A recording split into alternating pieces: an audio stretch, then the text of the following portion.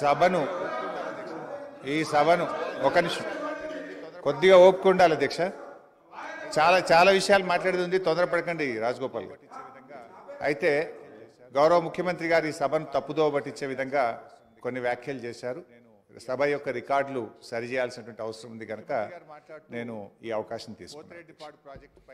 ముఖ్యమంత్రి గారు మాట్లాడుతూ పోతిరెడ్డిపాడు ప్రాజెక్టు పైన మా నాయకులే కొట్లాడారు, ఆ రోజు రాజశేఖర రెడ్డి గారి కేబినెట్ లో ఉన్నటువంటి మంత్రులు మాట్లాడలేదు అనేటువంటి మాట వారు మాట్లాడినారు. నేను దాని మీద ఒకరోజు వీలైతే చర్చ పెట్టండి, సభ రికార్డులు తీసి బయట పెట్టండి, వీడియో ఫుటేజ్ కూడా ఉంటుంది సభలో. అన్ని విషయాలు కూడా బయట పెడితే దాని మీద నేను చర్చకు సిద్ధం. But I want to satellite the record. ఆ రోజు రాజశేఖర రెడ్డి గారి కేబినెట్ నుంచి మేము 6 మంత్రులం 14 నెలలకే మేము రాజీనామా చేశాము. మేము రాజీనామా చేసినప్పుడు చెప్పే 6 కారణాలు, అందులో మొట్టమొదటి కారణం అక్రమంగా పోతిరెడ్డిపాడు ప్రాజెక్టును పొక్కగొట్టి మా తెలంగాణకు దక్కాల్సిన కృష్ణా నదీ జలాలను రాయలసీమకు తరలించకపోతున్నందుకు నిరసనగా ఈ కేబినెట్ నుంచి మేము వైదొలుగుతున్నాము. తెలంగాణను ముంచి పులిచింతల ప్రాజెక్టు గట్టి ఆంధ్రాకు నీళ్లు మళ్లించే పులిచింతల ప్రాజెక్టును ఆపకపోవడం వల్ల మేము ఈ కేబినెట్ నుంచి వైదొలుగుతున్నాము. 610 జీవో అమలు చేయడంలో నిర్లక్ష్యం కారణంగా మా తెలంగాణ పిల్లలకు ఉద్యోగాలు దక్కే విషయంలో మా మాట తప్పుతున్నందుకు నిరసనగా ఈ కేబినెట్ నుంచి మేము వైదొలుగుతున్నాము.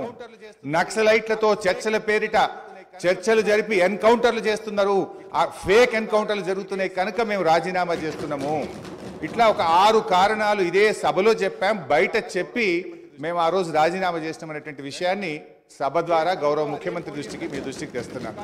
రెండో విషయం, ఇదే సభలో అదే పోడియం దగ్గర మీరు రికార్డులు తీయండి, నా చేతిలో ప్లే కార్డ్ మేము ఆ రోజున్న మా పద్మారావు గౌడు శాసనసభ్యులం పోతిరెడ్డి ప్రాజెక్టును వెంటనే ఆపాలని చెప్పి 45 రోజులు మొత్తం బడ్జెట్ సెషన్ మొత్తం పోతిరెడ్డి ప్రాజెక్టు ఆపాలని మేము అక్కడి నుంచి కీర్తిశేషులు పీజేఆర్ గారు ఒక్కడు కాంగ్రెస్ పార్టీ నుంచి ఇక్కడి నుంచి కొట్లాడిండ్రు ఒక్కడే. ఈ రోజు ఆ రోజు మంత్రులుగా ఉన్న చాలా మంది పెదవులు ముచ్చుకొని ఇక్కడ కూర్చున్నారు తప్ప ఆ రోజు మాతో గొంతు కలిపింది ఒకే ఒక్కడు పీజేఆర్. ఆ పీజేఆర్ తనయుడు విష్ణువర్ధన్ రెడ్డి కూడా ఈ రోజు మాతోనే ఉన్నాడు. రెండో విషయం I would like to clarify. నేను విషయాల్లో చర్చలకు పోతే చాలా చెప్పాలి కానీ just I'm trying to give the clarification. ఇది ముఖ్యమంత్రి గారు చెప్పిన పోతిరెడ్డిపాడు విషయం. రెండో విషయం, ముఖ్యమంత్రి గారు మాట్లాడుతూ నేను శాసనసభ్యుడు కాకుండా మంత్రి చేసిన ఘనత కాంగ్రెస్ పార్టీదని వారు మాట్లాడినారు. ఆ కాంగ్రెస్ పార్టీని అధికారంలో తెచ్చిన ఘనత టీఆర్ఎస్ పార్టీది. ఆ రోజు చంద్రబాబు నాయుడు గారు తెలుగుదేశం హయాంలో వీరు ఓడిపోయి కనీసం ప్రతిపక్ష హోదా దక్కకుండా పూర్తిగా దిగజారిపోయినటువంటి కాంగ్రెస్ పార్టీకి జీవం పోసింది కేసీఆర్ గారు, టీఆర్ఎస్ పార్టీ. ఎందుకంటే నేను ఆ రోజు ప్రణబ్ ముఖర్జీ గారితో హిమాచల్ భవన్ లో చర్చలు జరిగినప్పుడు కీర్తిశేషులు వెంకటస్వామి గారు, గౌరవనీయులు మాజీ ఎంపీ సురేందర్ రెడ్డి గారు, కేసీఆర్ గారు, ఆలే నరేంద్ర గారు, నేను ఆ చర్చల్లో ఉన్నాను. కేసీఆర్ గారు ఆ రోజు మాట్లాడుతూ ఆ అలయన్స్ చర్చలు జరిగినప్పుడు తప్పకుండా ఈ రాష్ట్రంలో కాంగ్రెస్ పార్టీ అధికారంలోకి తెస్తాం, దేశంలో కూడా అధికారంలోకి వస్తుందంటే ఆ రోజు ప్రణబ్ ముఖర్జీ గారు మాజీ రాష్ట్రపతి గారు అన్న మాట I was part of the discussion. Chandrashekhar garu మీరు అన్నట్టు నిజంగా కాంగ్రెస్ పార్టీ అధికారంలోకి వస్తే నువ్వు నా ఇంట్లో కూర్చొని తెలంగాణ రాష్ట్రం తీసుకొని పో, నిజంగా అధికారంలోకి వస్తుందా అని ఆయన అన్నారు. ఆ రోజు మేం పొత్తు పెట్టుకోవడం వల్లనే ఆ రోజు కాంగ్రెస్ పార్టీ అధికారంలోకి వచ్చింది తప్ప మీరేదో గెలిస్తే మాకు పదవులు ఇచ్చారు కాదు. మేము కాంగ్రెస్ పార్టీకి భిక్ష పెట్టినాం, మేము కాంగ్రెస్ పార్టీని అధికారంలో తేవడానికి ఆ రోజు సహకరించమనే విషయాన్ని గుర్తు చేస్తా ఉన్నా. అధ్యక్ష, కేసీఆర్ గారి గురించి కూడా వారు మాట్లాడినారు. Just I'm trying to set right the record. నేను స్పీచ్ ఇవ్వడం లేదు, స్పీచ్ ఇచ్చినప్పుడు నేను ఇంకా చాలా విషయాలు చెప్తా, ఓన్లీ రికార్డ్ సెట్ రైట్ చేసే ప్రయత్నం చేస్తున్నా. వారు ఏం మాట్లాడినారంటే కేసీఆర్ గారిని మేము ఎంపీ చేసినామని చెప్పి మాట్లాడుతున్నారు. కేసీఆర్ ఆ రోజు కాంగ్రెస్ పార్టీతో పొత్తు పెట్టుకున్నప్పుడు కేసీఆర్ గారి గురించి ఒకటే విషయం చెప్పి నేను ముగిస్తా అధ్యక్ష. ఓన్లీ వన్ మినిట్ అధ్యక్ష. 1 minute అధ్యక్ష. ఆ రోజు 1 minute అధ్యక్ష. Only I'm trying to set right the record. నేను స్పీచ్ ఇవ్వట్లేదు, రికార్డు కరెక్షన్ మాత్రం. ఒక్కటే నిమిషం అధ్యక్ష, సీనియర్ శాసనసభ్యులు ఒక్కటే నిమిషం అధ్యక్ష. I will take only 1 minute. అధ్యక్ష, ఆ రోజు నిజంగానే కేంద్రంలో ఆ రోజు కాంగ్రెస్ పార్టీ అధికారంలోకి వచ్చినప్పుడు సోనియా గాంధీ గారి అధ్యక్షంలో యూపీఏ సమావేశం జరిగింది.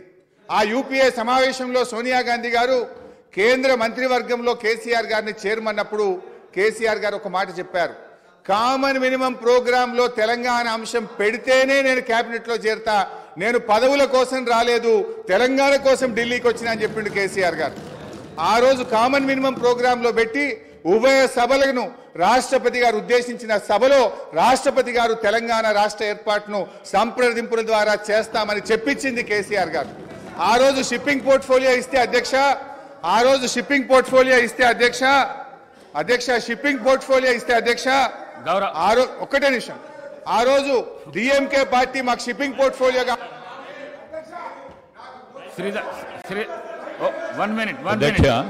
శ్రీధర్ బాబు గారు, నేను గౌరవ మంత్రి ప్లీజ్ సార్, గౌరవ మాజీ మంత్రి గారికి, ఎందుకంటే వారికి కూడా శాసనసభ వ్యవహారాలకు సంబంధించిన మంత్రి గారు, ఈ డిస్కషన్కి సంబంధించి ఈ చర్చకు సంబంధించి ఇంతకుముందు గౌరవ ముఖ్యమంత్రి గారు చెప్పినట్టు చర్చకు, ఈ విధమైన లఘు చర్చకు మీరు అనుమతిస్తే రేపు కానీ ఎల్లుండి కానీ ఆవలెల్లుండి కానీ మనం బయలుపెడుతూ ఉంటాం.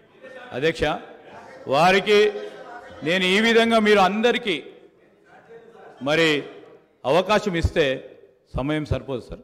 నేను గౌరవ ప్రతిపక్ష సభ్యులను కూడా కోరుతా ఉన్నాను, గవర్నర్ ప్రసంగాన్పై ధన్యవాద తీర్మానం విషయంలో స్పష్టంగా మీరు చెప్పే అనేక అంశాల విషయంలో 50 సంవత్సరాల చరిత్ర గురించి కానీ చెప్పండి. మీరు 10 సంవత్సరాల కాలం పాటు, నేను దాంట్లో 5 సంవత్సరాలు ఉన్నాను, అదే చెప్తూ వచ్చారు. ప్రజలు అందరూ కూడా వింటూ వచ్చారు. ఆఖరుకు తీర్పు ఏ విధంగా ఇచ్చారో ఇప్పటికైనా మీరు దయచేసి రియలైజ్ కావాలని కోరుతా ఉన్నారు. ఇందిరమ్మ రాజ్యం రావాలే, పెద్దలు కేటీఆర్ గారు చెప్పారు ఇందిరమ్మ రాజ్యం అంటే ఏ విధంగా ఉంటుందని. సరే, ప్రజలందరికీ తెలిసి ఈరోజు అందరూ కూడా చదువుకున్నవారు, అందరూ కూడా అవగాహన ఉన్న వ్యక్తులు. అయినా కానీ ఇందిరమ్మ రాజ్యంలోనే సామాజిక న్యాయం జరిగింది, ఇందిరమ్మ రాజ్యంలోనే పేదవారికి న్యాయం జరిగింది, ఇందిరమ్మ రాజ్యంలోనే ఇళ్ళు వచ్చినాయి, ఇందిరమ్మ రాజ్యంలోనే భూములు వచ్చినాయి, ఇందిరమ్మ రాజ్యంలోనే పోడు భూములు వచ్చినాయి. ఈరోజు ఆ విధమైన మరొక్కసారి ప్రభుత్వం రావాలనే ఆలోచనతోనే తీర్పిచ్చారు కనుక, ఆ క్రమంలో కొత్త ప్రభుత్వం ఏర్పాటైన తర్వాత మీరు ఏదైనా మీ ఆలోచనలు ఇస్తే తప్పకుండా మేము ఒక కన్స్ట్రక్టివ్ క్రిటిసిజం చేయండి, we will try to accept it. కానీ పదే మళ్ళా 50 సంవత్సరాలకు అంతపూర్వకము పెద్దలు హరీష్ రావు గారు చెప్పారు, మేం చేయబట్టి కాంగ్రెస్ పార్టీ అధికారంలోకి వచ్చిందని. మేము 91 మంది ఉన్నాము, 95 మేము ఉన్నాము, మీరు ఉన్నది ఎంతమంది? దాని తర్వాత ఎన్ని సీట్లు మీరు నిలబడ్డారు, ఎంతమంది గెలిచారు? దాని తదుపరి జరిగిన 2000 ఎన్నికల్లో ఎంతమంది మీరు నిలబడ్డారు, ఎంతమంది గెలిచారు? ఇవన్నీ కూడా బేరీజ్ చేసుకోవడానికి మరొకసారి ఒక చర్చ పెట్టండి అధ్యక్ష. కానీ నేను దయచేసి గౌరవ సభ్యులందరినీ కూడా కోరుతా ఉన్నాను, ఈరోజు గవర్నర్ గారి ప్రసంగంపై ఈరోజు వారి పేరు తీశారనుకో వారు మాట్లాడుతూ అంటారు, వీరి పేరు తీశారనుకో వీరు మాట్లాడుతూ అంటారు. దయచేసి నేను గౌరవ శాసనసభాపతి గారిని కోరుతా ఉన్నాను, ధన్యవాద తీర్మానంపై గౌరవ సభ్యులు మాట్లాడితే సభ అర్థవంతంగా ముందుకు సాగే విధంగా మీరందరూ కూడా సహకరించాలని కోరుతా ఉన్నాను. గౌరవ కేటీఆర్ గారు,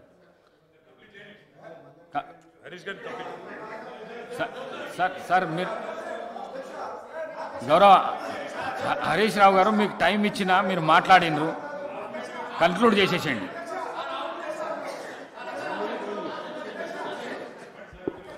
స్పీకర్ సార్, ఇప్పుడు నేను లేవాలని కానీ మాట్లాడాలని అనుకోలేదు. గౌరవ ముఖ్యమంత్రి గారు మాట్లాడుతూ సభను తప్పుదోవిచ్చే విధంగా ఆయన మాట్లాడినప్పుడు సభ యొక్క రికార్డును రెక్టిఫై చేయడం నా బాధ్యత. బికాస్ నేనేదో ప్రశ్నకు సమాధానం చెప్పాలనో విమర్శ చేయాలనో నేను మాట్లాడే ప్రయత్నం చేస్తలేను. వారు మాట్లాడినారు కనుక మేము డెఫినెట్గా దాన్ని క్లారిఫై చేయడం మా బాధ్యత అధ్యక్ష. అయితే అధ్యక్ష, ఆ రోజు కామన్ మినిమం ప్రోగ్రాంలో కేసీఆర్ గారు పెట్టించడమే కాదు, షిప్పింగ్ పోర్ట్ఫోలియో అడగకుండానే ఇచ్చారు. ఆ రోజు డిఎంకే పార్టీ నాకు షిప్పింగ్ పోర్ట్ఫోలియో ఇవ్వకపోతే మేము యూపీఐ నుంచి బయటకు పోతామంటే, నేను మంత్రి పదవి కోసం ఢిల్లీ రాలేదు, నాకు ఈ పోర్ట్ఫోలియో అక్కర్లేదు, వారికి ఇచ్చేయండి, నేను వచ్చింది తెలంగాణ కోసమని షిప్పింగ్ పోర్ట్ఫోలియోను స్వచ్ఛందంగా వదులుకున్నటువంటి చరిత్ర కేసీఆర్ గారిది, టీఆర్ఎస్ పార్టీది అధ్యక్ష. ఈరోజు రేవంత్ రెడ్డి గారు మాట్లాడుతూ మేమేదో పదవులు ఇచ్చామని, పదవులను గడ్డిపోచల్లాగా త్యజించిన చరిత్ర ఈ దేశంలో ఎవరికన్నా ఉందంటే అది కేసీఆర్కు టీఆర్ఎస్ పార్టీకి ఉంది. త్యాగాల పునాదుల మీద తెలంగాణ తెచ్చిన చరిత్ర ఉంది అధ్యక్ష. అనవసరంగా మేమేదో పదవులు ఇచ్చినామని, మేమేదో పదవుల కోసం పాకులాడినామనేటువంటి విధంగా వారు మాట్లాడద్దు. ఆ విషయానికి వస్తే రేవంత్ రెడ్డి గారు ఏబీవీపీలో షురువు అయిండ్రు, టీఆర్ఎస్లో పనిచేసిండు, తెలుగుదేశంలో వేయండు, కాంగ్రెస్లో వేయండు, మరి రేపు ఆడుంటాడో. పార్టీలు మారిన చరిత్రలు మీకున్నాయి, కానీ మాకు అట్లాంటిది ఏం లేదు అధ్యక్ష. ఇకపోతే మా శ్రీధర్ బాబు గారు లేచి మళ్ళీ నన్ను ఆయన గెలికే ప్రయత్నం చేసిండు, లేకపోతే ఆయన గురించి మాట్లాడాల్సిన అవసరం లేదు అధ్యక్ష. ఆ రోజు ఇదే శాసనసభలో కిరణ్ కుమార్ రెడ్డి గారు ముఖ్యమంత్రిగా ఉన్నప్పుడు నీ తెలంగాణకు నీకు ₹1 అన్నాడు. పేగులు దిగదాకా కొట్లాడింది ఎవరు, పెదవులు మూసింది ఎవరో కూడా ఈ రాష్ట్ర ప్రజలకు గుర్తున్నది అధ్యక్ష. ఉన్నారు ఇవాళ ఇక్కడ చాలా మంది, ఆ రోజు ఉన్న వాళ్ళు కూడా ఇక్కడ ఉన్నారు. ఆ రోజు మేము పేగులు దిగదాకా పోడియంలోకి పోయి కొట్లాడినాము, ఆ రోజు మీరు పెదవులు మూసుకొని మాట్లాడినటువంటి చరిత్ర కూడా కాంగ్రెస్ పార్టీకి ఉంది అధ్యక్ష. నేను అనేది మాకు ఒప్పుకున్నది అధ్యక్ష. దయచేసి మీరు మా మీద విమర్శలు మాని, ప్రజలు మీకు అధికారం ఇచ్చారు, మీకు అవకాశం ఇచ్చారు, మీరు ప్రజలకిచ్చిన ఆ గ్యారంటీలు ఎలా అమలు చేస్తారో దాని మీద దృష్టి పెట్టే ప్రయత్నం చేయండి. దానికి నిర్మాణాత్మకమైన ప్రతిపక్షంగా మేము సహకరిస్తాం, సూచనలు ఇస్తాం. కానీ ఎంతసేపు మీరు మా మీద నెపాలు నెట్టో, మా మీద బురద జల్లేటువంటి ప్రయత్నం మాని ప్రజలకు మీద ఇచ్చిన హామీల అమలు మీద, పరిపాలన మీద దృష్టి పెట్టండి అని మీ ద్వారా వారికి హితవు. గౌరవ కేటీఆర్ గారు.